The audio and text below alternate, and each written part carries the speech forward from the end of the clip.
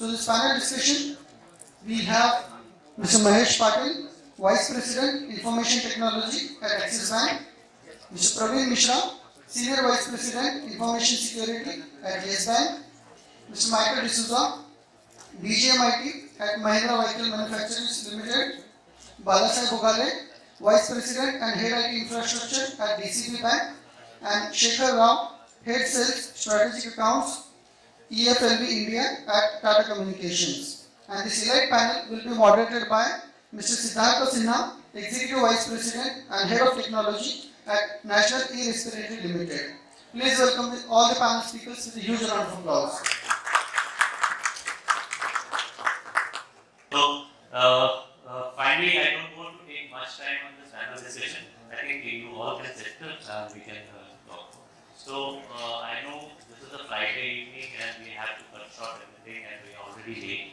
So, I will quickly go through with each panel member for few questions and they will try to focus more on their practical experience, how it is going on, so that the real value of the things can be taken away from there. So first I will start with Mahesh. So I think face-wise to everyone, Mahesh is here. So Mahesh from the Axis Bank. Sorry. So we'll do a small introduction. Yeah. I'm Michael D'Souza, Head Infrastructure IT at Mahindra and Mahindra Limited.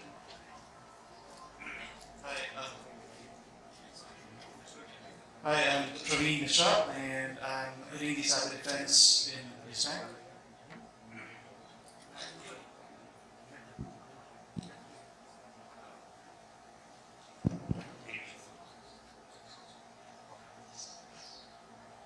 Hello, good evening.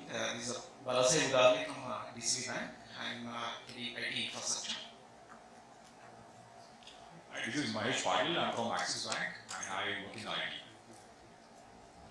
Hello and good evening. This is Shekhar Rao from Tata Communications. So and this is Siddharth. And I am from National E-Repository Limited, where we are handling the commodities in a digital form. Okay. So before starting, we all know that we have gone through a very disastrous COVID-19 pandemic, and that has actually given the opportunity to redefine the businesses in various cases. And we have seen that the people have evolved with lots of new ideas, new way of doing the business, how to engage the customers, how to adopt the technology. But with all these things, they have faced lots of challenges also, how to actually take it forward. Because they have lots of issues, so it is not easy to adopt any digital technology. They have to go through with lots of thought process, lots of challenges across it, lots of securities, they have to take care of it. So we'll discuss in this panel and they can share their views. So first question I will go through with Michael. So Michael, what are some of the biggest challenges you have faced in the enterprises in digital adoption? Yes, Siddharth. So when we talk about digital adoption, that's the buzz. That's everywhere in every organization, and every organization wants to take a lead in the digital arena. The challenges one faces, which is there are many challenges if you ask me to start with.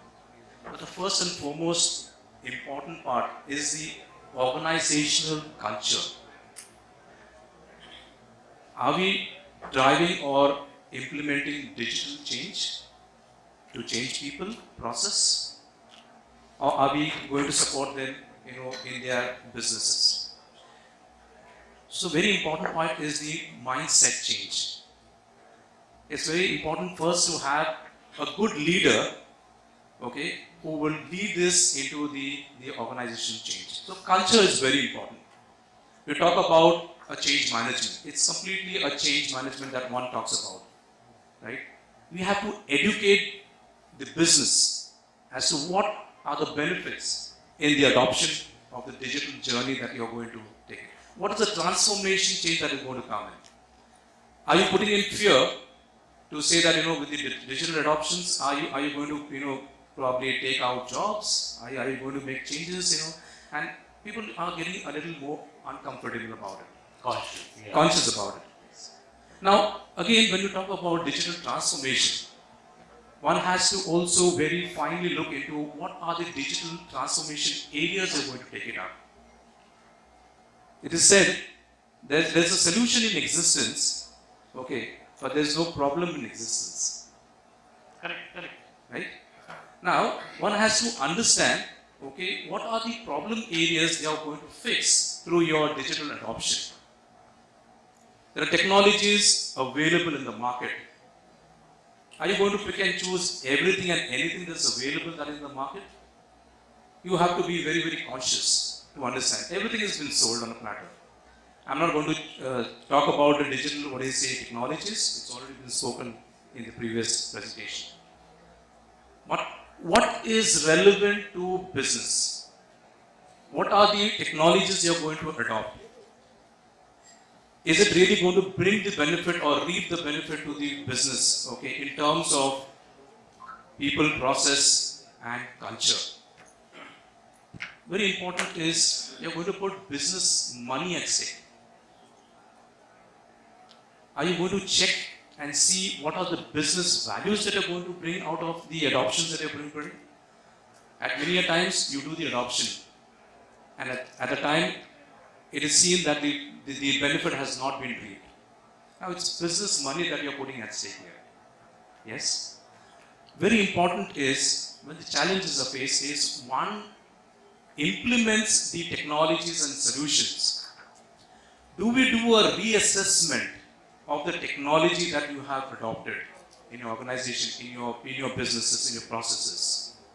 Okay, one has to check whether this is still really in vogue or it has to go on undergo a change. Very important is the cost. Managing cost is another very important criteria when you are actually looking into the digital transformation journey.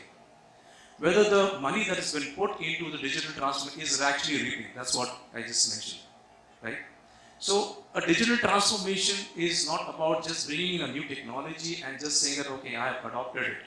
But it's actually bringing a change in terms of the efficiencies, in terms of the business process or engineering, and obviously managing and providing the business values to it. So Mahesh, I think you are trying to say that adopting any technology is not just a technology. You have to go through with the culture, you have to create a culture, you have to give the value, and you have to ensure that you are cost conscious in this. Yes. And which actually leads to benefiting the customers.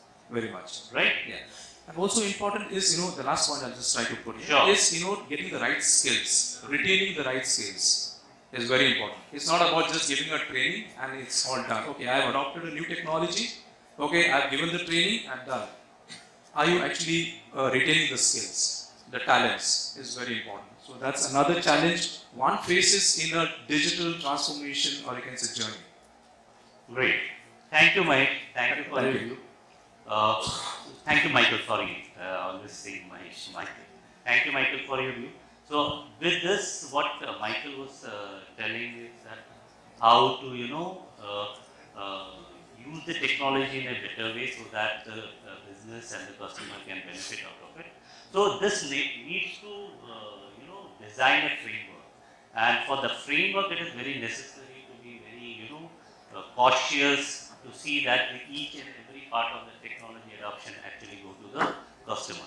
So in that sense, I will go to the Shekhar Rao, and the next question is, what are the steps in designing the digital strategy framework for your businesses?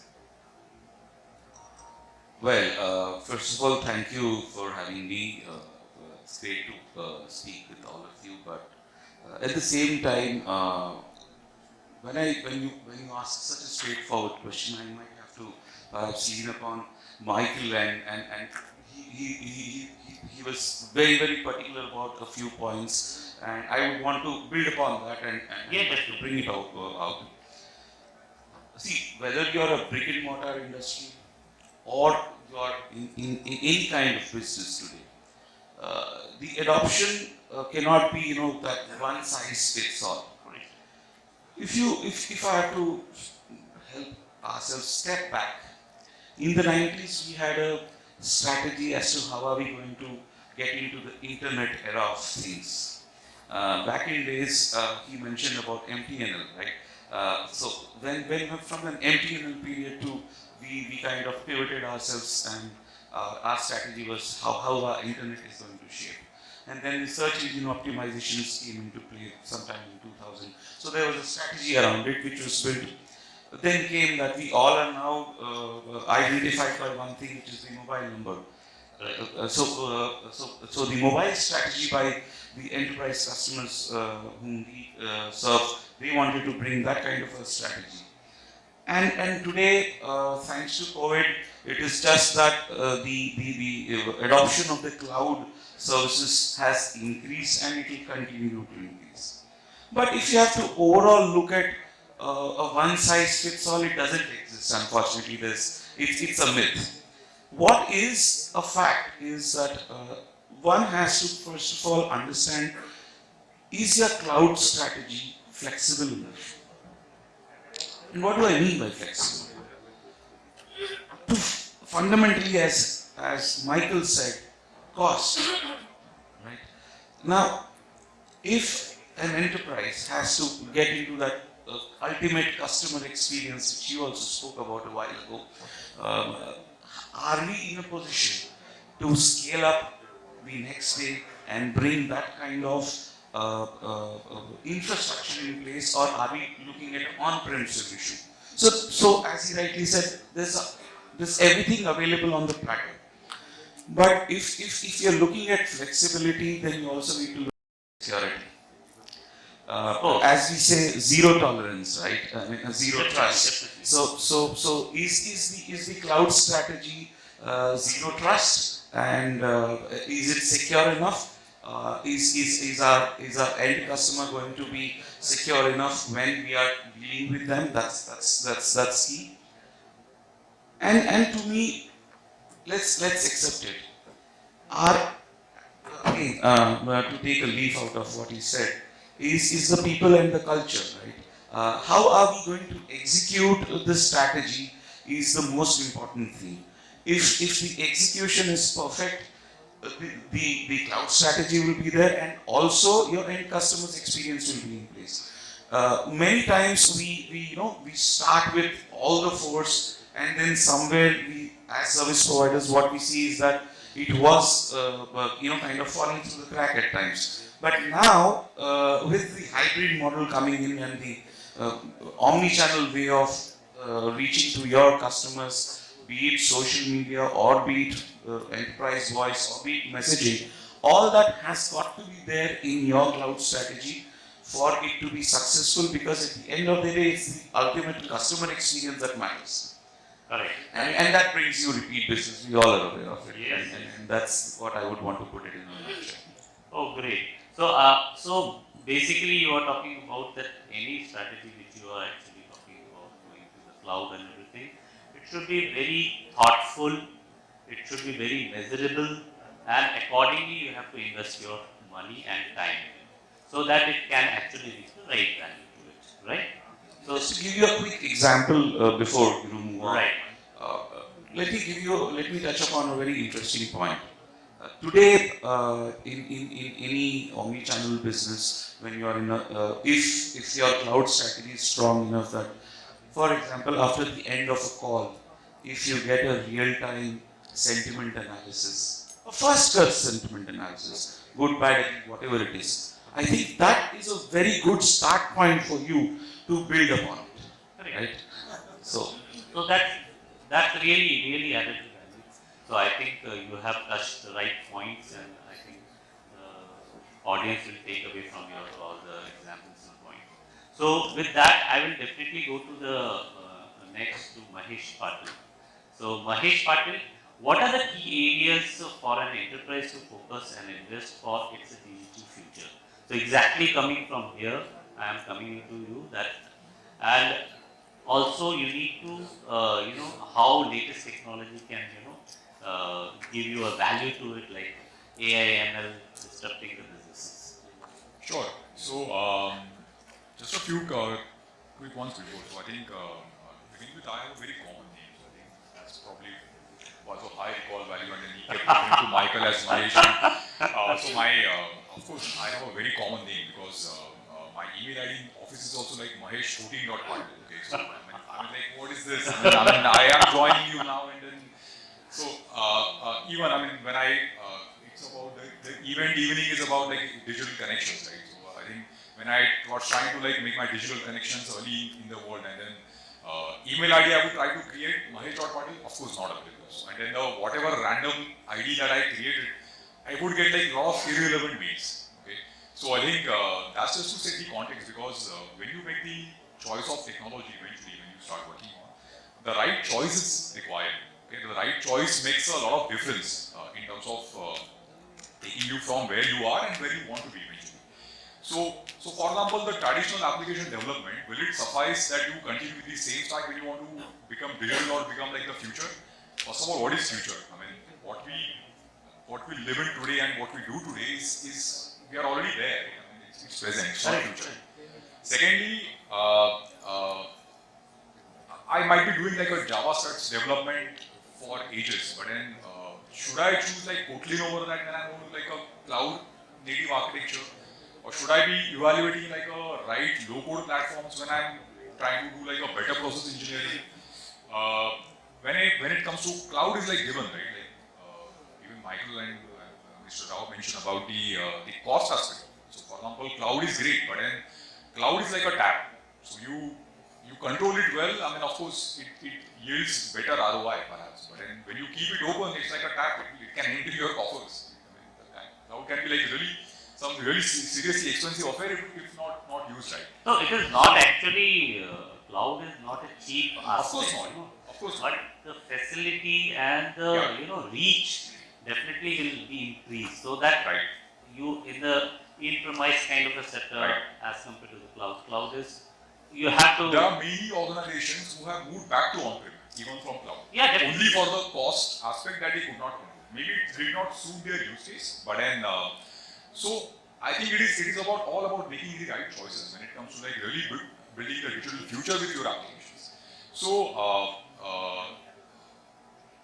it's a fine balance that you do eventually find between the kind of your requirements and the kind of choices of technologies you're making. So for example, cloud adoption is like comes very naturally nowadays, right? But then, are you making the right use of in terms of the monitoring metrics which are available, or the monitoring tools which are available by default, or the scalability that is there? Like for example, depending on the application load, in the traditional on-prem devices, it was not possible to like scale that easily, but then that's possible on cloud. That also helps you control the cost aspect to quite some extent. So these are various choices you can make, and then that can make the technology, not just technology stack, but the right choices of all these components make or break, what your future readiness is going to be when it comes to like the digital world out there. So I can understand. So what you are trying to say that understanding AI ML, so you don't go jump into the AI ML, you understand the usage, you understand your capabilities, That's you true. understand your business, it is fitting Right. it or not, because everybody is talking about blockchain, Right. but nobody understands if the ecosystem is not there, the Right. blockchain will not work. Right. Right. So the right use case has to be there. Like for example, I don't use AI ML today because will I be looked down upon if I say that openly? Maybe, but I don't use it. There is no right use case in my portfolio of things which really demands that advanced level of thinking. But then, so for example, I'm a bank, and then there is a retail lending part, like loan disbursement process. Can I help my whatever representative to complete that process in like 10 minutes? 10 minutes is a lot, right? Like, all of us know that when it comes to applying loan, there is a plethora of documents that you have to fill, sign, do this, do that, and all that. But can I enable my representative who meets the end customer to finish the whole end-to-end process in 10 minutes? Probably I can do that. But does that require really blockchain? Probably not. That's not a right use case. So it's about making these right choices depending on what your scenario is that you're trying to address. I think are the choices you make. Yeah, thank you. Thanks a lot. So I think you have touched the right points. So I will go to the next Balasaheb ji. So Balasaheb Ugale ji, I have going to the next question because he's talking about controlling the cost, controlling the security is another point. So I will go into the security. How do organizations reduce security for their systems and processes? That is very important because the security aspect, whenever you talk about digital, you talk about technology, security never goes away. Security has to come over there. Yeah, you rightly said that. Okay, security is always first.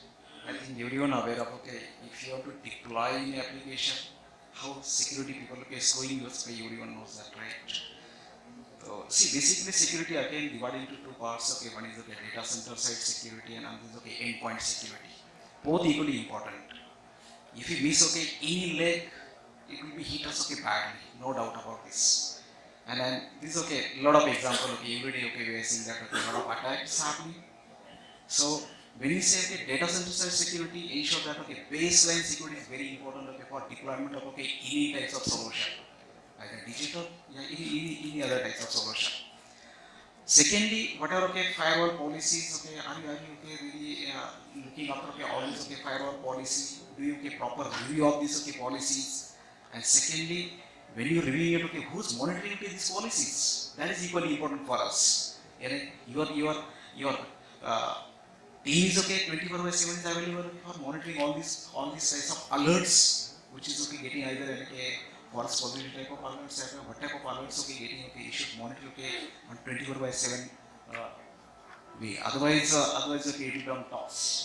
Secondly, okay whatever okay infrastructure either on-prem infrastructure or okay cloud-based type of infrastructure, security is okay always there okay. You cannot skip it. Whatever okay, if it's okay on-prem or cloud, okay, you should okay ensure that okay your web solution is okay properly configured, policies are okay properly in place or not like this. And secondly, okay, monitoring and review, okay, there is aspect okay. Every time okay, you have to take in consideration and ensure that okay things are in place. If it's okay banking and all, okay, no doubt about this, okay, how regulatory is okay harsh okay with the banks. Either your C-side audit or whatever okay, your statutory audit, that okay left and right okay for all these okay security parameters. Trust me. Secondly, when you say okay endpoint security, yes, we want to ensure that our endpoints okay really secure. Otherwise, then okay, just giving PC, giving laptop, okay, that's not enough. Ensure that okay these devices okay properly protected. Either you can connect okay by using VPN, yeah, you are connecting okay through your LAN like this, okay, then also okay protection coming. Now RBI is okay coming with that's even though if you connected through VPN, you are connecting through MPLS VPN, everywhere okay encryption require okay in the even in MPLS links also. Everywhere, even though in endpoints also okay your laptop, your desktop is okay encrypted or not. DLP is available or not, like this. That type of things okay start okay coming, and it's really very difficult okay right now time for us okay to comply okay all these type of parameters okay as per the regulatory guideline. And there is something okay timeline also okay define okay as per the regulatory. We have to comply okay all these parameters, then okay we are secure. Otherwise it will be a real problem for us. So mean to say security is a journey. It cannot be, a destination. Yeah, it's a journey, and it's okay. It is always okay. You have to just ensure that okay upgradation, and ensure that okay yes what is the next? How is okay attacks? Okay, let's say okay 0-day type of attack, DDoS type of attacks. Okay, yes there is always okay something okay, different types of patterns coming. Definitely. So you mean to say we have to focus to unknown also, rather than all other quadrants. We have to focus on unknown. Because security is one of the things which can, always come from unknown. So that is a good part that you have covered. And Just want to add to yeah, this. definitely. Yeah. So what happens is, when we look at security, we look at, making everything secure. We see that, you have external attacks. Okay, so you have to make all your perimeters, safe. So what are the security mechanisms on the perimeter? Now, one fine day you come to know through learnings that, your internal security also has to be beefed up. Correct. So, right from endpoint security to DLPs and Balasaheb, whatever you mentioned, plethora of new endpoint securities have been pushed onto the system. अब ये काम करेगा या security लेके बैठेगा? The end user gets so much fed up Okay, it slows down the system like anything. Productivity, question mark. Now, I'm not saying that, I'm sorry, if there is any CISOs there, all due respect to them, please. So, CISOs, boss, I am doing my job. Okay, I have to ensure boss सब ports से लेकर सब gates सब बंद करना है. Customer access कर पाए चाहे नहीं कर पाए. कुछ भी करो, बस मैंने मेरा काम किया. So that's where one has to take a cautious call to see that where exactly what you need to put in. Okay, new technology. Just today in the morning, we were discussing about some sumo log.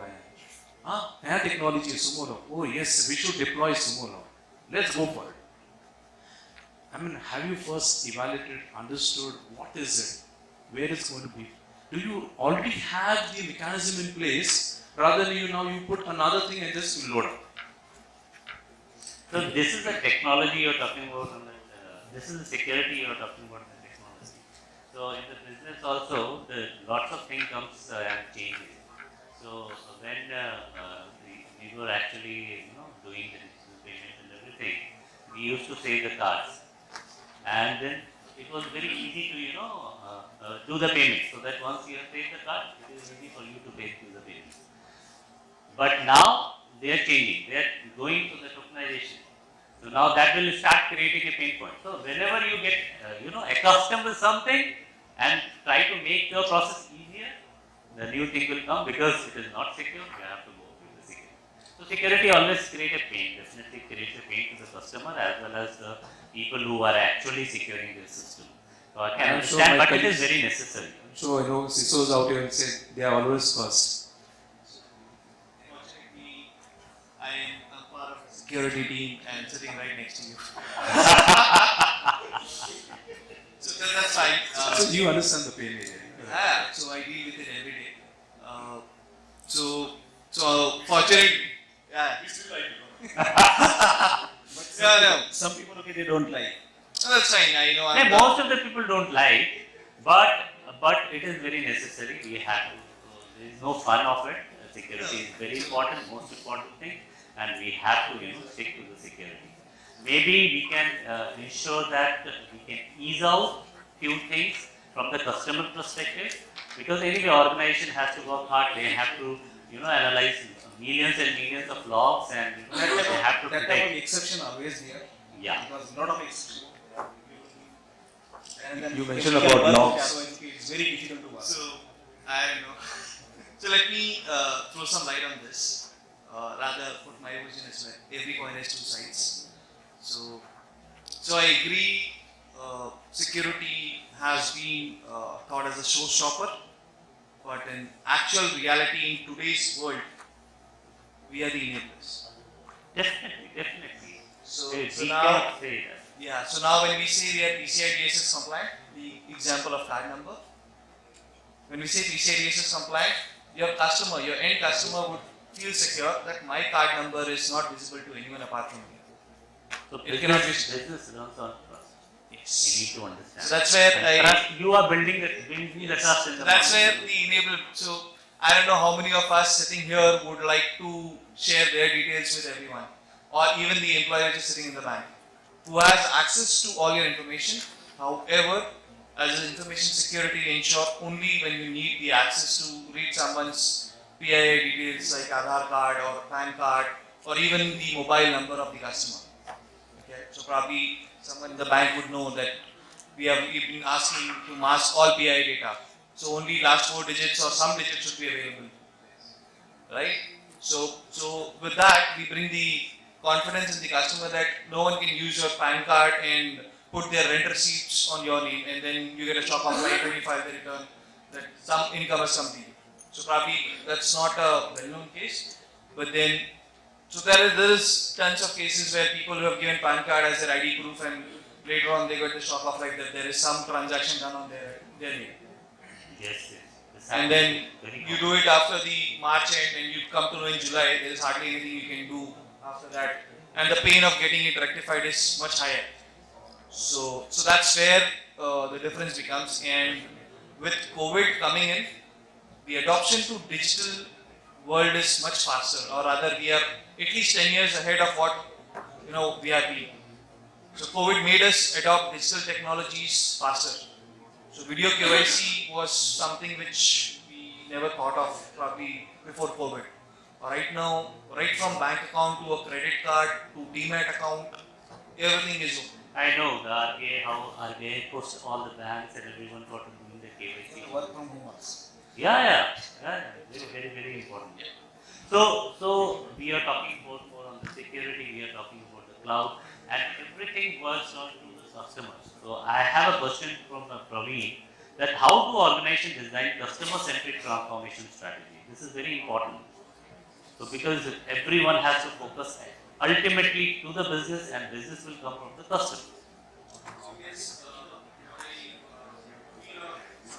From the entire conversation is whatever we spend needs to generate a return.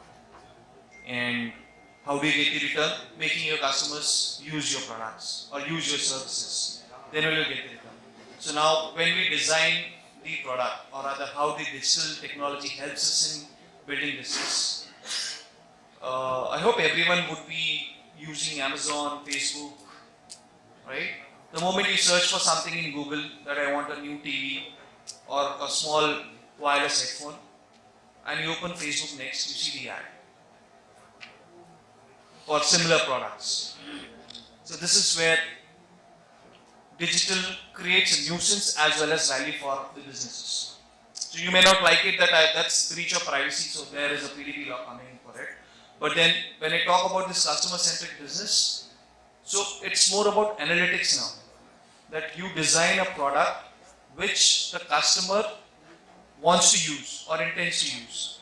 So as rightly said, I think in the previous this presentation, that tier 2, tier 3, the Flipkart sale. So now we have video KYC. Would that work in a tier 4 city? Probably no. Because there the adoption might have not reached, or their trust is not built that my credentials are secure. But if you try it in a city, a tier 1 city like all the metros, or even in a tier 1 city, probably everyone would love to have the video KYC. But do you think in the tier 2 city the people are so educated that they say that okay, you can compromise my details and everything? Because people more conscious on the urban side of the thing. What do you say? So now let me probably give some details. So probably if you have seen, demat accounts have increased in the last 2 years by big time. I don't know the number, but at least 10x or 15x times. There was a huge increase. And that's primarily because of adoption of digital technologies and people getting the ease of access to create a digital account. Okay. So, and in tier 3, so coming back to security, there are tons of challenges. So the more you adopt digital technology, you are more vulnerable. So we have a Wi-Fi card, everyone uses that, although RBI has put a restriction. So it's a very easy, right? You go and tap it and move. Now technology has been in testing or probably in production as well. You can use your smartwatch to make a payment. Okay, that sounds very easy. Customer need not, turn back, take it first, remove the card. So it's easier than tapping a Wi-Fi card also. But there is a risk, right? If someone using a POS machine, just passing by through you, can do a transaction. Unless there is a 2FA or some manual intervention added to it. So when we design or think of when we design a product for a customer, it should look after 2 factors. First, its usability. So there is no point giving a tier 4 city guy the Vistara or any co-branded card which is primarily used for tier 1 city. So you have to use analytics. This product works here. Probably have to use that way. So giving a Zomato card to tier 4 may not be the right idea. But then probably giving him some local product or a local franchisee co-branded card would really help. So use of analytics is the future, and that's why digital will help. And then the most loved part or the hated part, security, is a must to ensure we adopt digital, because no one thought of that UPI would be such a success story that right from Singapore, America, everyone was asking, give me this. Yeah, definitely. So I think Praveen has touched the right point that whenever you are trying to create any solution related to the customer, you have to give the customer first, and accordingly you have to also understand what kind of a customer, from where it is coming. So accordingly you can design the products, right? I'd like to just add to this if you don't mind. Yeah, yeah, please. Usually, we have to put customer first. Usually, what we go about is putting technology. So, if you have to be more customer centric, okay, you have to drive within the 4 pillars. One is cost. Second is quality. Third is delivery, and the fourth is efficiency. I mean, I hope my co-panelists also would agree with me. So these are the 4 pillars under which your customer centricity works about, right? You need to know and understand. I think so. Praveen has also touched upon all these points where you actually want to take your customer to. What you want to deliver to them. Are you bringing in efficiency? Are you touching upon the cost part of it? I spoke in my first time also. So these are the key points where one delivers, derives, where your entire customer centricity is all about. Thanks. Yeah. So good. So I think we have covered most of the points. So I will quickly go to the one point where you have to share your view within 30 seconds, because I know the panel, the audience are waiting for the drinks and dinner. So we will finish it in just 30 seconds. You have to say the thought on the technology priority for the agile, resilient enterprises. So you can start. I think first, Shekhar. Thoughts on the technology priorities for the agile and resilient enterprise. Flexible. Okay. I think I'll just take the leaf from where I left last. I think it's about again making the choices. So making it agile and resilient. These are all the choices we make of the components we select for the kind of solution we come up with. So I think that's most important. Okay. Thank you. It should be secure and easy to access. Okay.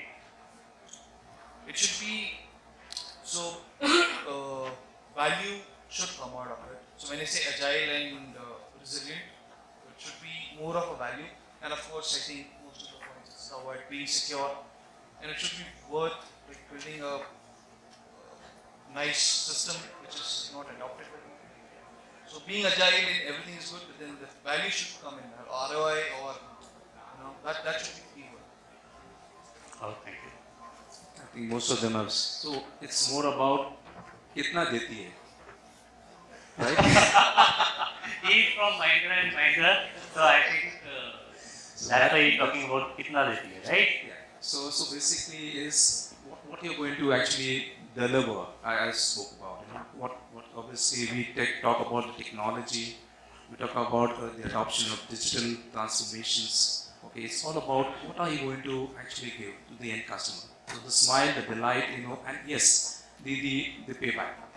All this. Thank you.